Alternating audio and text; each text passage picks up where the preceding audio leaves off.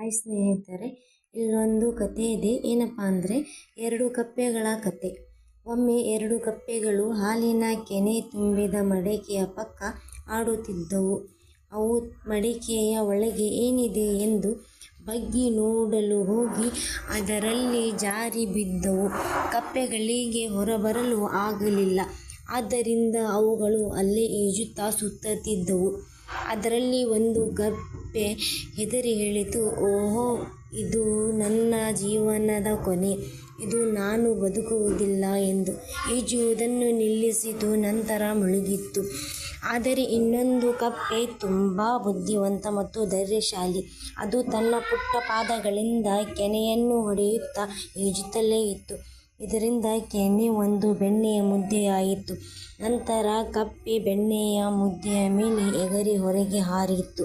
ಇದೇ ರೀತಿ ಮನುಷ್ಯನ ಜೀವನವೂ ಕೂಡ ಒಂದು. ನಾವು ಹೆದರಿ ಹಿಂದೆ ಹಾಕಿದರೆ ನಮ್ಮ ಜೀವನ ಏನೂ ಆಗುವುದಿಲ್ಲ. ಎರಡನೇ ಕಪ್ಪೆಯ ಥರ ನಾವು ಏನೇ ಕಷ್ಟ ಬಂದರೂ ಸಹಿತ ಧೈರ್ಯಶಾಲಿ, ನಮ್ಮ ಮೇಲೆ ನಮಗೆ ನಂಬಿಕೆ ಇರಬೇಕು ಮೊದಲು. ಆಗಿದ್ದರೆ ಮಾತ್ರ ಗೆಲುವು ಖಚಿತ.